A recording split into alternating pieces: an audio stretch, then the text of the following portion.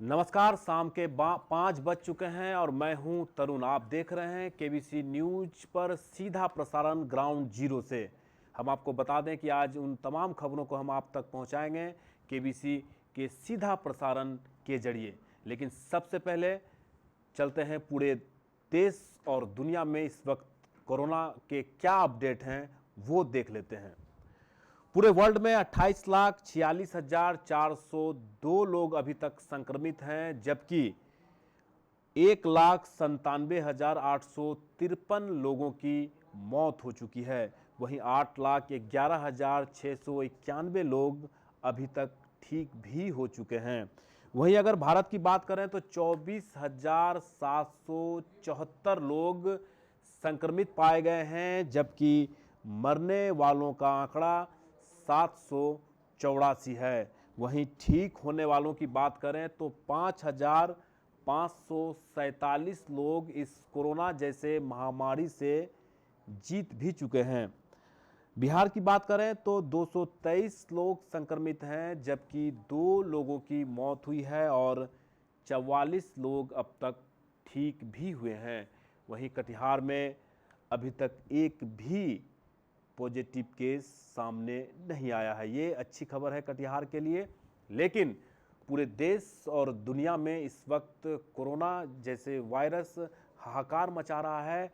प्रत्येक दिन का जो आंकड़ा है वो लगातार पूरे भारत में बढ़ता हुआ देख रहा है। सचेत रहें, सुरक्षित रहें, घर में रहें, तभी इस महामारी से हम और आप बच सकते हैं। तो यह था पूरा दुनिया और भारत का जो आंकड़ा था वो हम आपको बता रहे थे। अब चलते हैं ऐसी खबर जो पत्रकारिता जगत में एक शोक की लहर है।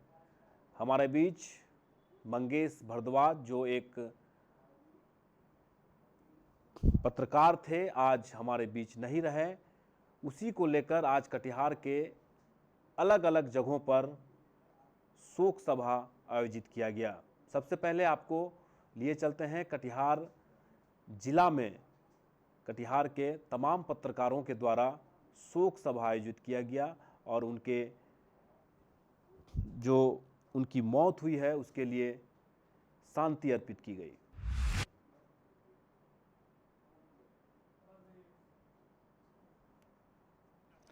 आप देख सकते हैं टीवी स्क्रीन पर निरंजन सिंह, गोपाल कृष्ण यादव, रामनिवास शर्मा, सुब्रत गुहा, श्याम राजरतन कमल, रितेश रंजन,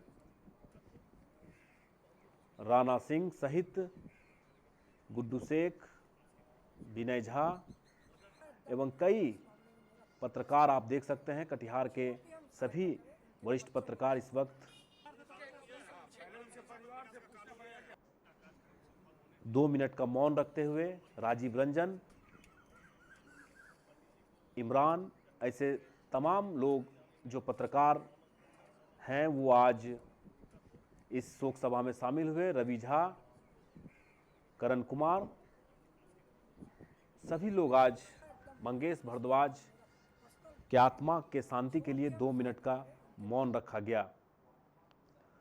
तो वहीं मनिहारी में भी मंगेश भारद्वाज की जो मौत हुई है, आकस्मिक निधन हुई है, उसको लेकर भी शोक सभा आयोजित की गई।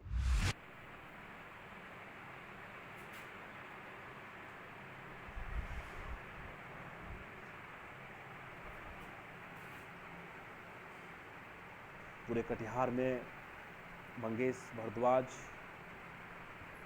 जो दैनिक भास्कर के पत्रकार थे, कई ऐसे प्रिंट मीडिया में काम कर रहे थे। मंगेश भारद्वाज एक स्वच्छ छवि के धनी मंगेश भारद्वाज आज हमारे बीच नहीं हैं और इसी को लेकर जिले के अलग अलग पत्रकार जो प्रखंड स्तर के हैं, जिला स्तर के हैं, वो शोक सभा अर्पित करते हुए और चलते हैं आजमनगर।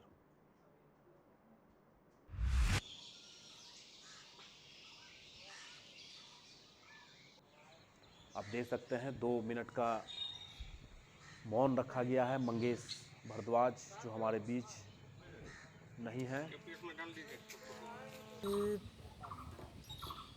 हिंदुस्तान अखबार में बहुत दिन तक काम किए मंगेश भारद्वाज जी, मोटा 18 साल हिंदुस्तान अखबार में काम किए और अभी वर्तमान में दैनिक भास्कर में काम कर रहे थे और बेचारे जो है असामयिक मौत हुआ उनका। अभी हम समझते हैं 48 या 49 साल उनका उम्र होगा और समय से पहले गुजर गए वो। और काफ़ी शोक की लहर पत्रकारिता जगत में मंगेश भारद्वाज का आकस्मिक निधन की वजह से। चलिए आपको हम लिए चलते हैं कटिहार जिला सत्र न्यायाधीश के द्वारा आज जिला विधिक सेवा प्राधिकार के तत्वावधान में गौशाला सहित 2 नंबर वार्ड में लगभग 300 गरीब, असहाय और बेघर लोगों के बीच खुद कटिहार के जिला एवं सत्र न्यायाधीश के द्वारा घर घर जाकर फूड पैकिंग वितरण किया गया। आज कटिहार के जिला सत्र न्यायाधीश के साथ ADJ first Rishi Kumar Singh, DLSA सचिव सह सीजीएम राजेंद्र कुमार सिन्हा, एसीजीएम धर्मेंद्र कुमार सिंह, सभी लोग आज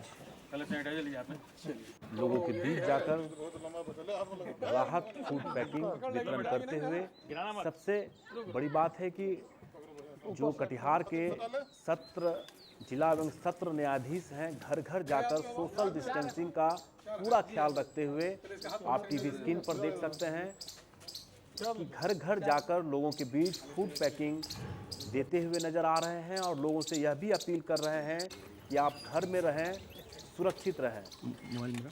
आप देख सकते हैं ADJ first Rishi Kumar Singh, DLSA सचिव सह सीजीएम राजेंद्र कुमार सिन्हा, एसीजीएम धर्मेंद्र कुमार सिंह, सभी लोग आज जिला विधिक सेवा प्राधिकार के तत्वावधान में लगभग 300 लोगों के बीच गरीब असहाय लोगों के बीच आज फूड पैकिंग का वितरण किया गया। और सबसे बड़ी बात है कि सोशल डिस्टेंसिंग आप देख सकते हैं टीवी स्क्रीन पर, जितने भी जुडिशियल मजिस्ट्रेट हैं सोशल डिस्टेंसिंग का पूरा ख्याल रखते हुए और लोगों से यह भी अपील करते हुए कि इस आपदा की घड़ी में आप घर में रहें और लॉकडाउन का पूरी तरीके से पालन करें।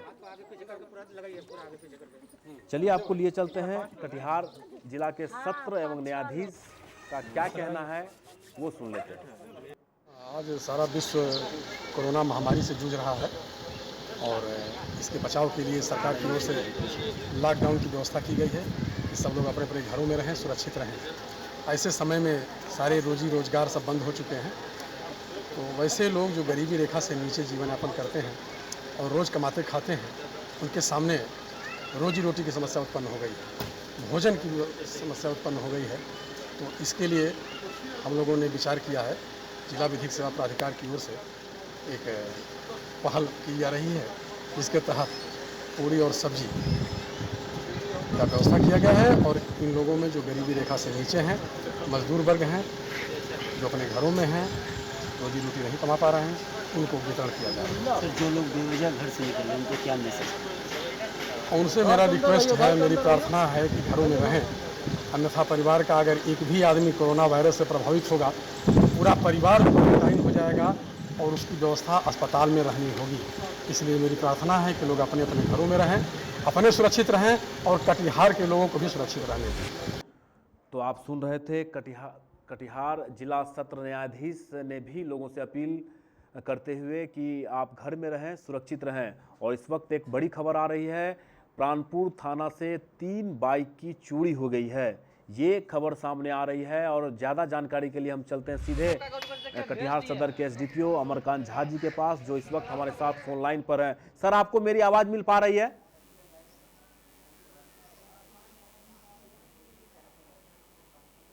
प्राणपुर में आज 3 बाइक चोरी हो गई है थाना से। ज़्यादा जानकारी के लिए हम कटिहार सदर के एसडीपीओ अमरकांत झा से हम बात करने की कोशिश करेंगे। सर, आपको मेरी आवाज मिल पा रही है?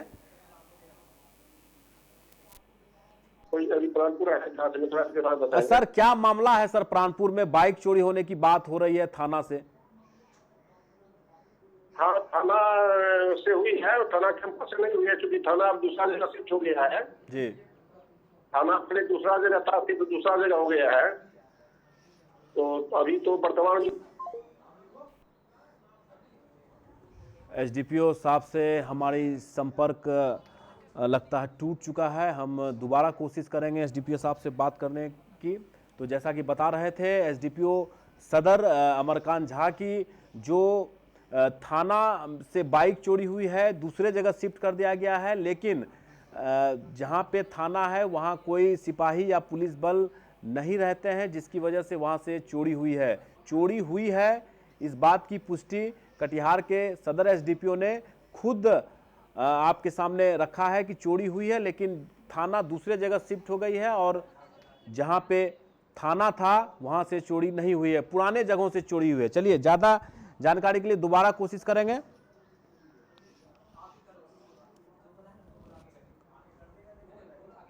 और अब चलते हैं कटिहार के युवा व्यवसायियों के द्वारा आज जिले के कई पत्रकारों को सम्मानित किया गया।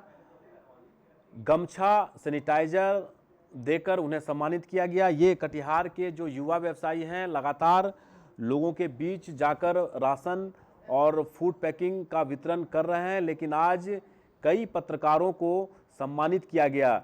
उद्देश्य कि आपके माध्यम से समाचार दिया जाता है, उसको लेकर आज कई पत्रकारों को सम्मानित किया गया, जिसमें व्यवसायी संघ के जितेंद्र कुमार केसरी, बिट्टू शाह, दिलीप कुमार शाह सहित कई लोग इस सम्मान देने में शामिल थे।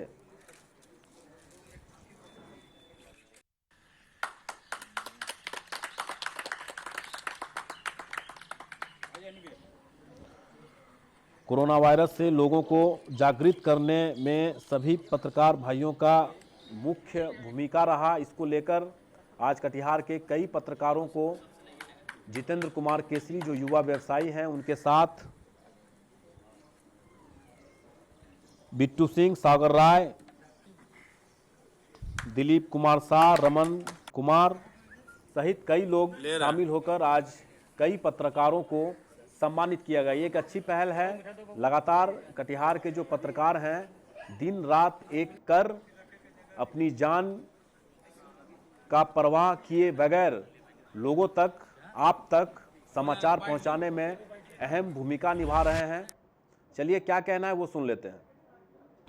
देश है, जितने भी हम लोग व्यावसायिक संघ हैं, जितने भी मित्रगण हैं, ये सब कोई मिल के आप लोगों के लिए आज सम्मानित करने का काम कर रहे हैं, क्योंकि हम लोग घर में बैठे चैनल में बैठ के आराम से देखते हैं।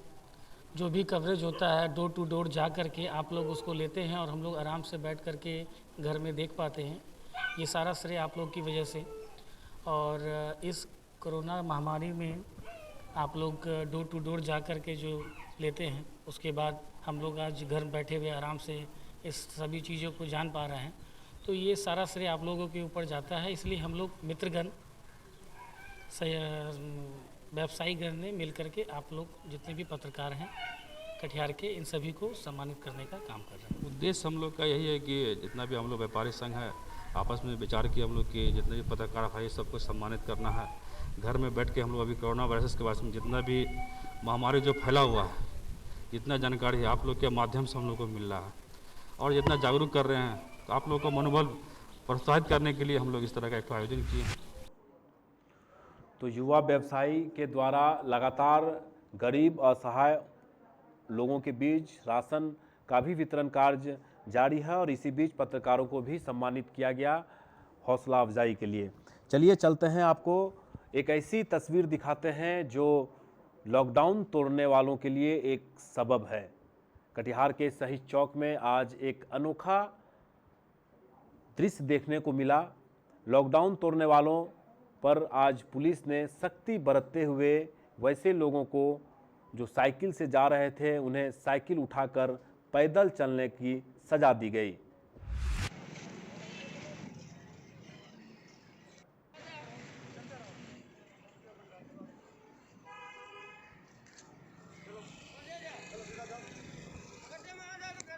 क्यों साइकिल उठा के जा रहे हो? सर सब्जी लेने के लिए। तो साइकिल क्यों उठाए हुए हो? सर ने बोला इसीलिए। मास्क नहीं लगाए हो? मास्क लगाए हैं, ये सर बोला कि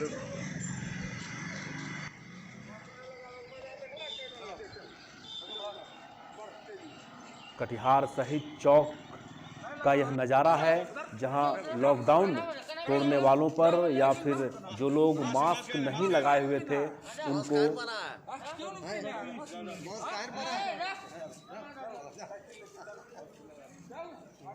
आप देख सकते हैं टीवी स्क्रीन पर अनोखे तरीके का यह सजा। अगर आप भी घर से बेवजह का निकल रहे हैं, बिना मास्क के निकल रहे हैं, तो आपको भी इस तरह के सजा दिए जा सकते हैं। इसलिए इस लॉकडाउन का पूरी तरीके से पालन करें और घर में रहें, सुरक्षित रहें। कटिहार पुलिस की एक अनोखी सजा, अगर आप घर से निकलते हैं, बिना मास्क पहने निकलते हैं, तो आपको सजा दी जा सकती है। तो चलिए आपको हम सीधे लिए चलते हैं। विनय द्वारा आज शहर के विभिन्न जगहों का मुआयना किया गया कि लॉकडाउन को लेकर शहर में आज क्या स्थिति रही और किन किन जगहों का किस तरह के हालात हैं। अमर जवान चौक से लेकर शहीद चौक, जीआरपी चौक तक का हमारे संवाददाता विनय झा ने जायजा लिया।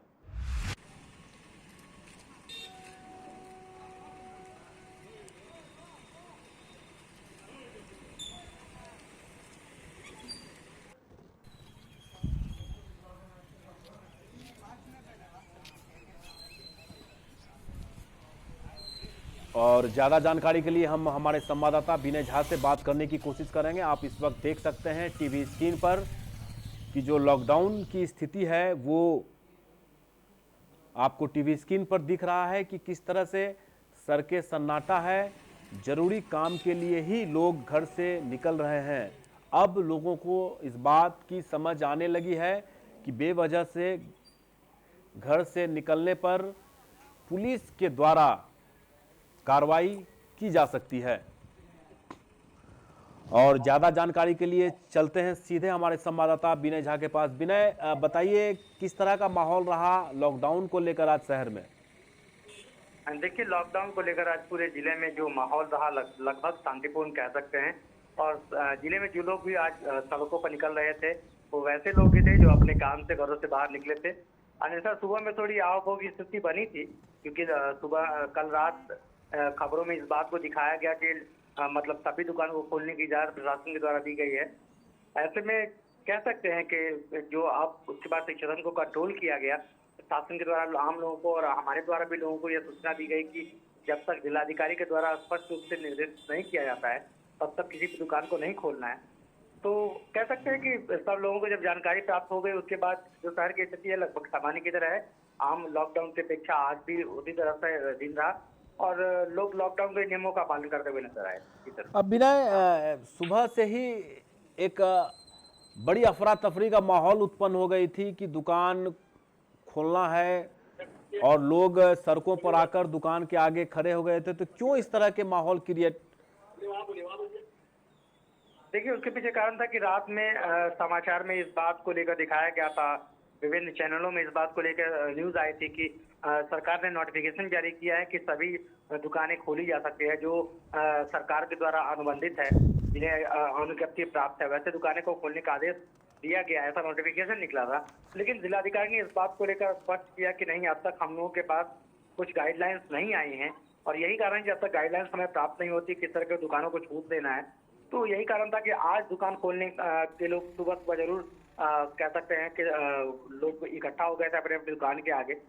लेकिन उसके बाद जब उन्हें जानकारी प्राप्त हुई तो उन लोगों ने चैम्बर ऑफ कॉमर्स से संपर्क साधा। उसके बाद चैम्बर ऑफ कॉमर्स ने लोगों को जानकारी दी कि जब तक जिलाधिकारी की ओर से हमें ग्रीन शीट नहीं मिलती है, हरी झंडी नहीं मिलती है, तब तक हम किसी भी दुकान को अभी नहीं खोलेंगे, केवल राशन की दुकानें ही केवल खुलेगी। चलिए, बहुत बहुत धन्यवाद विनय झा, जो जानकारी दे रहे थे कि गृह मंत्रालय के द्वारा एक गाइडलाइन जारी किया गया था कि सभी दुकान खुलेगी और राज्य सरकार को अधीनस्थ इस तरह के आदेश जारी किए थे। लेकिन कटिहार के जो व्यवसायी हैं उनको लगा कि दुकान खोलनी है, लेकिन बाद में स्पष्ट हो पाया कि जब तक जिला पदाधिकारी के द्वारा आदेश जारी नहीं किया जाता है तब तक कोई भी दुकान नहीं खुलेगी। जो खुली हुई है वो खुली रहेगी। जो भी दुकान खोलने की बात हो रही है। जिला पदाधिकारी के आदेश के बाद ही दुकान खोली जाएगी। आप केबीसी न्यूज़ पर लगातार आप न्यूज़ देखते रहें और आपको पल पल की खबर केबीसी न्यूज़ के माध्यम से हम आपको देते भी रहेंगे। चलिए आपको सीधे लिए चलते हैं सदर अस्पताल, जहां हमारे संवाददाता फोन लाइन पर जुड़ चुके हैं, जायजा लेने पहुंचे हैं सदर अस्पताल की क्या स्थिति है और कोरोना वायरस से लड़ने के लिए क्या क्या इंतजामात हैं वो हम जानने की कोशिश करेंगे। हमारे संवाददाता करण ने सदर अस्पताल का जायजा लिया।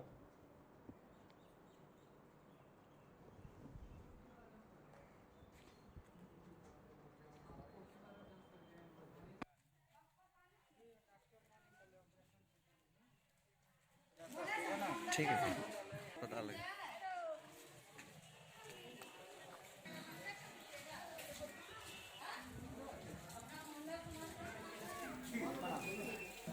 लाइन पर हमारे संवाददाता करण जुड़ चुके हैं इस वक्त फोन लाइन पर। जी करण, किस तरह का माहौल है और क्या क्या इंतजामात हैं इस कोरोना वायरस से लड़ने के लिए सदर अस्पताल का? जी, सदर अस्पताल में जो आम मरीज ओपीडी की व्यवस्था होती है आम मरीजों के लिए, वो प्रशासन द्वारा जो है, जो अस्पताल प्रशासन है उसके द्वारा यह सुविधा दी गई है। इस बार कोरोना में जो छोटे मोटे बीमारी होते हैं किसी भी उम्र के लोगों, तो इस तरह ओपीडी खोल दी गई है। आप देखिए तस्वीरों में भी जो है कि लोग कतारबद्ध होकर सोशल डिस्टेंस का पालन करते हुए लोग अपना जो दिनचर्या, जो कम उम्र छोटे मोटे बीमारी होते हैं उस तरह की बीमारी में अपना इलाज भी करा रहे हैं। अस्पताल प्रशासन जो आसपास है उस तरह से जो है एक शेड भी तैयार कर दिया है कि शमियाना लगा दिया गया है ताकि लोग धूप में न खड़े होकर एक सोशल डिस्टेंस होकर जो है काउंटर पर जो पर्ची कटती है उस पर्ची को लोग काट सके और जो अस्पताल में जो डॉक्टर मौजूद हैं उनसे इलाज भी करा सके। हालांकि ज्यादा डॉक्टर यहाँ मौजूद इसलिए नहीं है कि अगर ज्यादा डॉक्टर होंगे तो भीड़ भी ज्यादा होने की चांस है। करण, क्या जो वहाँ इलाज कराने के लिए पहुंचे हैं तो क्या उन्हें कोई कोरोना जैसे वायरस का डर भी सता रहा है? जी, लोग चूंकि सबसे ज्यादा डर, पहला डर तो है डॉक्टर को ही होता है, क्योंकि डॉक्टर सभी लोग को छूते हैं, लेकिन डॉक्टर का जो जैसा कि मैंने देखा वहाँ कि डॉक्टर जो इलाज करते हैं तो बहुत दूरी से करते हैं, बहुत जो जरूरत होने पड़ते हैं, क्योंकि पूरी तरह से प्रोटेक्शन लिए हुए रहते हैं डॉक्टर, हाथ में ग्लव्स वगैरह, और जो सैनिटाइज किया हुआ रहता है हाथ, जितने पेशेंट को देखते हैं बार बार सैनिटाइज करते हैं अपने हाथ को। तो वक्त लगता है, कम मरीज को ही देखते हैं लेकिन सभी को लगभग धीरे धीरे करके देख लेते हैं। ऐसा कहा जा सकता है कि सामान्य जो हालात हैं वो अब सामान्य होता हुआ नजर आ रहा है। जी हाँ, ये कह सकते हैं कि धीरे धीरे अब जो जनजीवन है वो पटरी पे लाने की कोशिश की जा रही है, लेकिन अभी चूंकि लगातार मरीज बढ़ रहे हैं इसलिए लोग इसमें जरूर हैं, उनके जहन में जरूर है कि इसे ज्यादा विकराल ना होने दिया जाए, जहन में जरूर है, लेकिन आप धीरे धीरे पटरी पे लोग आना चाह रहे हैं। चलिए करण, बहुत बहुत शुक्रिया आपका। हमारे संवाददाता करण इस वक्त फोन लाइन पर जुड़े हुए थे और हम बता रहे थे कि प्रिकॉशन लेकर ही सदर अस्पताल में मरीजों का ट्रीटमेंट किया जा रहा है और जो सोशल डिस्टेंसिंग है वो भी पालन किया जा रहा है। आप भी सतर्क रहें, सुरक्षित रहें और सोशल डिस्टेंसिंग, जो सामाजिक दूरी है उसे बनाए रखें, तभी इस कोरोना वायरस से हम और आप बच सकते हैं। चलिए आपको सीधे लिए चलते हैं ओटीपारा, जहां हमारे संवाददाता संजय गुप्ता इस वक्त फोन लाइन पर मौजूद हैं। संजय, आपको मेरी आवाज मिल पा रही है? संजय, आपको मेरी आवाज मिल पा रही है? जी तरुण, मिल रही है आवाज। जी बताइए, किस तरह का माहौल है ओटीपारा में इस वक्त? आप ओटीपारा में ही हैं? बिल्कुल, चूंकि ओटीपारा रेलवे क्षेत्र है तरुण जी, और यहाँ पे माहौल जो है लगभग लोग लॉकडाउन का पालन कर रहे हैं। आपने देखा मेरे विजुअल में दिख रहा है कि कुछ एक दुकान जो खाने पीने की चीजों की दुकान है वही एक आध दुकान खुली हुई है, बाकी सारा दुकान बंद है और रोड पे लोग कम ही नजर आ रहे हैं। जी चलिए, बहुत बहुत धन्यवाद संजय गुप्ता हमारे साथ फोन लाइन पर ओटीपारा से जुड़े हुए थे। अब आपको हम सीधे लिए चलते हैं नेपाल, जहां पे हमारे संवाददाता रवि झा नेपाल बॉर्डर का भारत का जो बॉर्डर है नेपाल, उसका जायजा लिया। हम सीधे लिए चलते हैं नेपाल भारत का जो बॉर्डर है वहां आपको लिए चलते हैं। हमारे संवाददाता रवि झा ने जायजा लिया।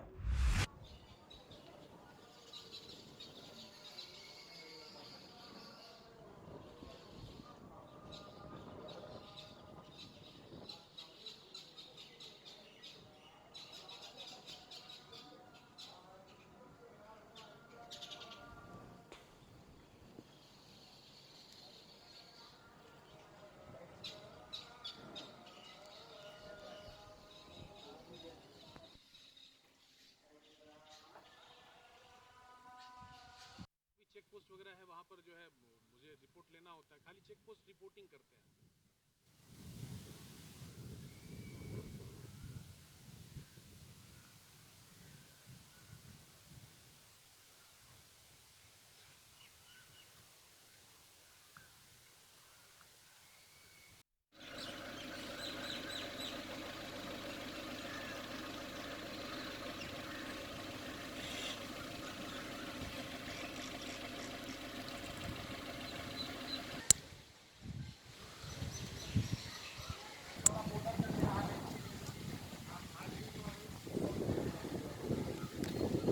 हैं इस वक्त टीवी स्क्रीन पर भारत नेपाल का बॉर्डर। हमारे संवाददाता रवि झा ने जायजा लिया। आप देख सकते हैं सड़कें सन्नाटा है, बिल्कुल सुनसान।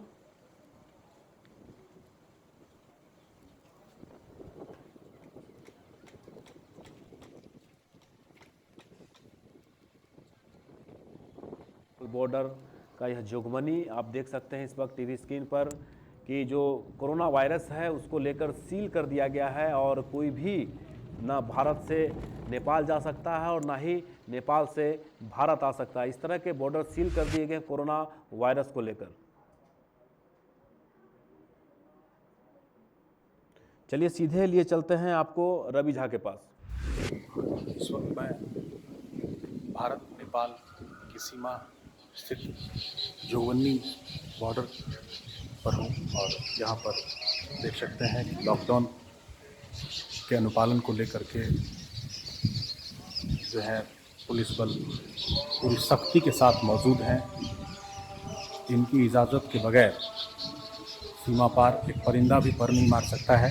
बहुत ही क्रिटिकल पोजीशन जब होती है, जब कोई आपातकालीन सेवा के लिए यहाँ से विराटनगर में नोबल हॉस्पिटल है वहाँ कोई जाना होता है स्वास्थ्य सेवा के लिए, तो वेरीफाई करने के बाद ही वहाँ भेजा जाता है। तो सीधे हम लिए चलते हैं, हमारे संवाददाता रवि झा फोन लाइन पर इस वक्त हमारे साथ जुड़ चुके हैं। जी रवि, की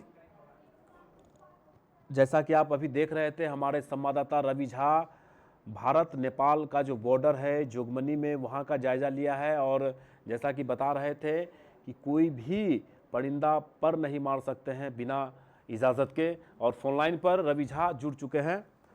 रवि, आपको मेरी आवाज़ मिल पा रही है?